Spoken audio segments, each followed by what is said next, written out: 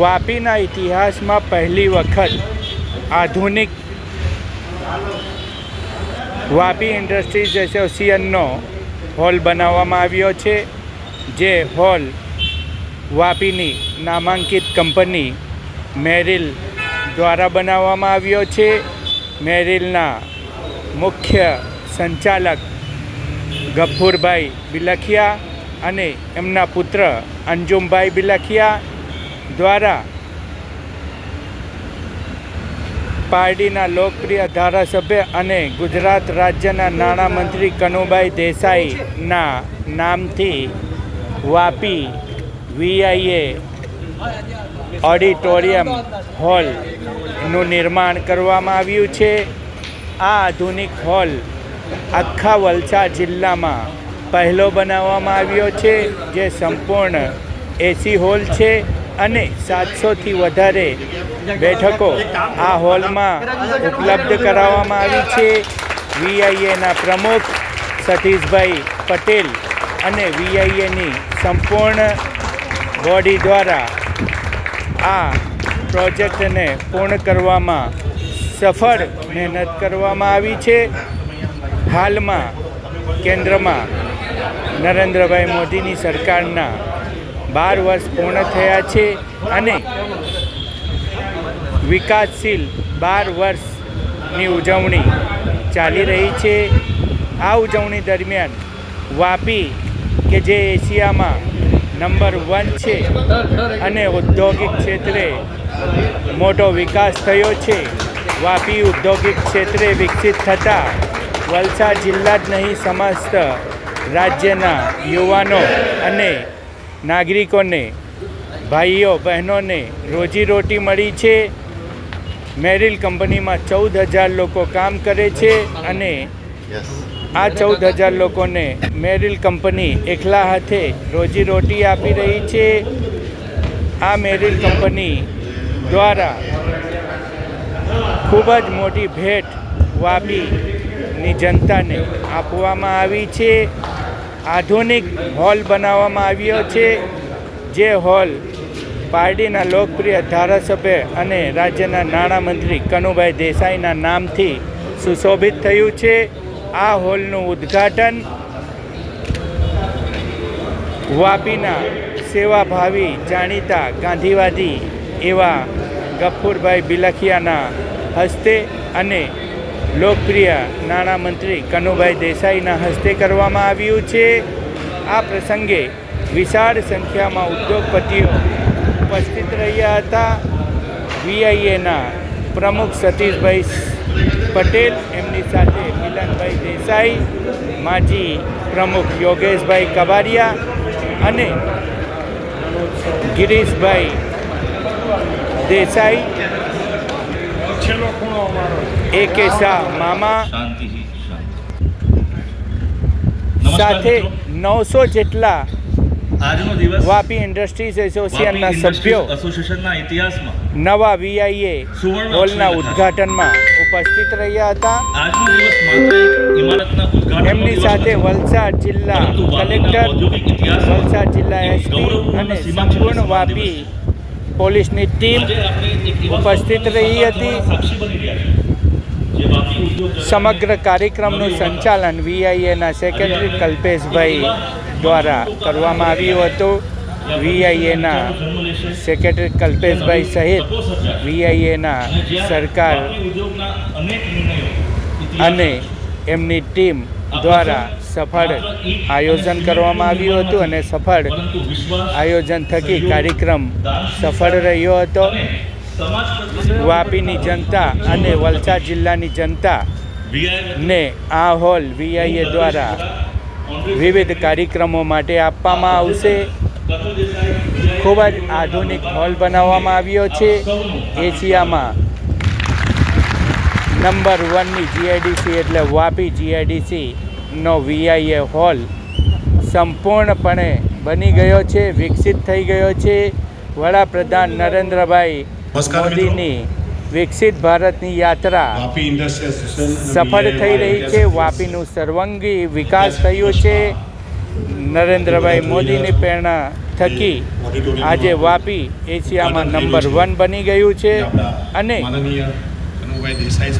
રાજ્યના લોકોને વાપીમાં ખૂબ જ મોટો ફાયદો થયો છે. ઉદ્યોગપતિઓને ફાયદો થયો છે આયાત કરવામાં, ત્યારે સ્થાનિક નાગરિકોને રોજીરોટી મળી શકી છે. આ પ્રસંગે મેરિલના કર્મચારીઓએ જે VIA હોલ વિકસિત કરીને બનાવ્યો, દીપકભાઈ સહિત અન્ય કર્મચારીઓનો મંત્રી કનુભાઈના હસ્તે સન્માન કરવામાં આવ્યું હતું. અંજુમભાઈ બિલખિયા સહિત એમની કંપનીના મેરિલ કંપનીના કર્મચારીઓ નાનુભાઈ, સુમેશભાઈ, દીપકભાઈ અને એમની આખી ટીમે જે રીતે મહેનત કરી દરેક કર્મચારીઓનું ભવ્ય સન્માન કરવામાં આવ્યો હતો. ગફુરભાઈ બિલખિયા અને અંજુમભાઈ બિલખિયા કે એમની ઈચ્છા હતી કે વાપી અને વલસાડ જિલ્લા તથા સમગ્ર ગુજરાતનો વિકાસ કરનાર કનુભાઈ દેસાઈ કે જેઓ ભાજપના પ્રમુખથી માંડીને પાર્ટીના ધારાસભ્યથી માંડીને ગુજરાત રાજ્યના નાણામંત્રીથી માંડીને વિવિધ ક્ષેત્રે તેઓએ ખૂબ ઊંડાઈપૂર્વક કામગીરી કરી છે. આજે વાપી ફાટક મુક્ત બન્યું છે. વિલાટ, બલીઠા અને મોરાઈ જેવા અનેક માર્ગો હવે ખુલ્લા થયા છે, જે ઉદ્યોગો માટે ખૂબ જ ઉપયોગી સાબિત થયું છે. આવા તો અનેક વિકાસના કામો તેઓએ વાપીમાં રસ્તા, પાણી, ગટર લાઇન, આવાસ અને સમગ્ર જિલ્લામાં, પારડીમાં કે સમગ્ર જિલ્લામાં તેઓએ કર્યા છે. અને પ્રધાનમંત્રી નરેન્દ્રભાઈ મોદીની વિકસિત ભારતની ગાઈડલાઈન મુજબ તેઓએ દરેક કામ કર્યા છે. એ કામો થકી એમને આજે જનતા ઓળખી રહી છે અને જનતા વચ્ચે એવો લોકપ્રિય બની ગયા છે. ગફુરભાઈ બિલખિયાએ એમના ઓળખાણ કર્યા હતા અને VIAનો આ કાર્યક્રમ સફળ રહ્યો હતો. આમ વાપી GIDCમાં ઐતિહાસિક પ્રગતિ થઈ છે. નવા VIA હોલ બની જવાથી નવી ઔદ્યોગિક ક્રાંતિ આવશે અને અનેક આયોજનો થઈ શકશે. અને વાપી જેમ હાલમાં ઉદ્યોગોની ક્ષેત્રમાં નંબર 1 છે, એનાથી વધુ વિકસિત થઈને હજી નંબર 1 બનશે. હોલ બનેલો છે, જેમાં મેરીની ટીમ એમ કહેવાય ને આખી જે એક 15 મહિનાથી લાગેલી હતી, એમનો બી હાર્દિક સ્વાગત કરું છું. અને વાપી ખાતે આ ઐતિહાસિક ઓડિટોરિયમ જે અત્યારે તમે જોઈ રહ્યા છો, જે કહેવાય કે સુરત પછી સુરતમાં બી આવું નહીં હોય, ગુજરાત ખાતે બી અમે ઘણી જગ્યા જોવા ગયેલા છે. લગભગ 760 સીટનો ઓડિટોરિયમ જે ભવ્ય અહીંયા તમારી સામે સમક્ષ મૂકેલું છે. દરેકે દરેક અમારા VIAના મેમ્બરો, VIAના અમારા ઉદ્યોગપતિઓ એ બધાનું હાર્દિક સ્વાગત કરું છું. આ તમારા ઐતિહાસિક દિવસના પ્રસંગે હું તમારું હાર્દિક સ્વાગત કરીને વંદન કરીને અભિનંદન કરીને મારી વાણીને વિરામ આપું છું. આભાર.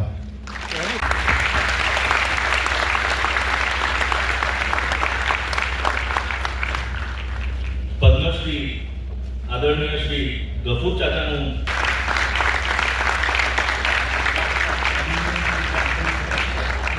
ભગતભાઈ આ બાજુ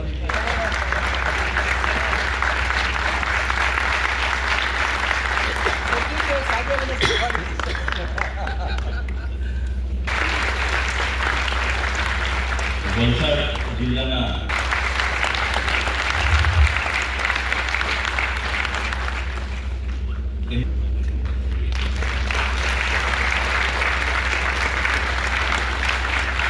આપણા વલસાડ જિલ્લાના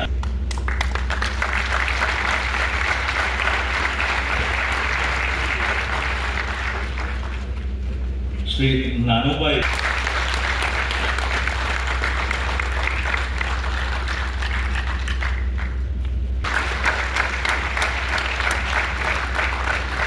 શ્રી વિલમભાઈ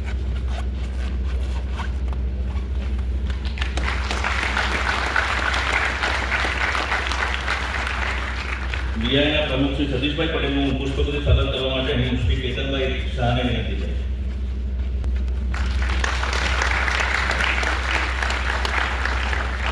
બીઆઈના ઉપપ્રમુખ શ્રી મગનભાઈ સાવલિયાનું પુષ્પગુચ્છ સ્વાગત કરવા માટે હું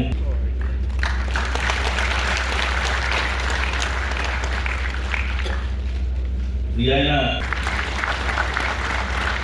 જોઈન્ટ સેક્રેટરી શ્રી ચંદ્રેશભાઈ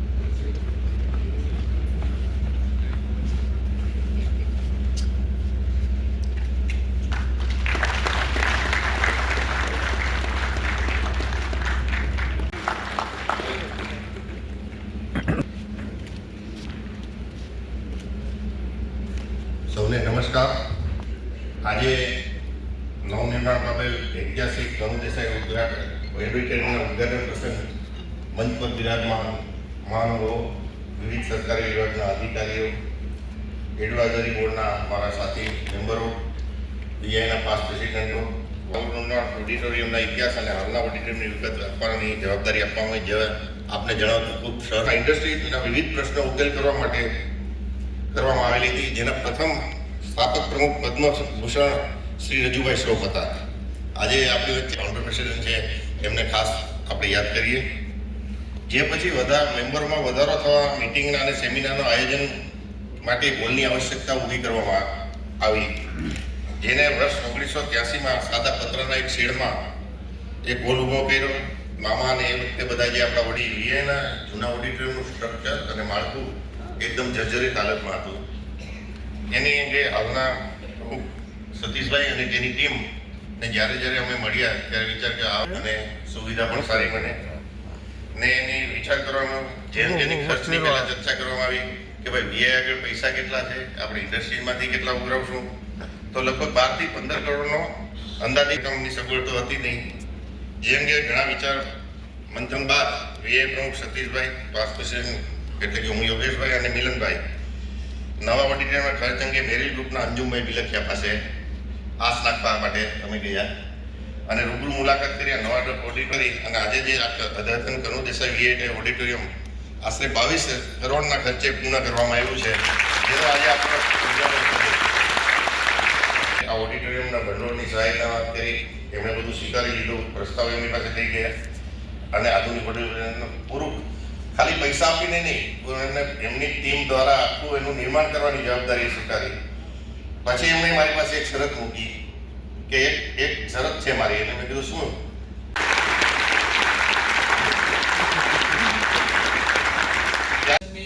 સંભાળ, નીચેથી ઉપરના લોકોની સાથે કામ કરવાની આવડત.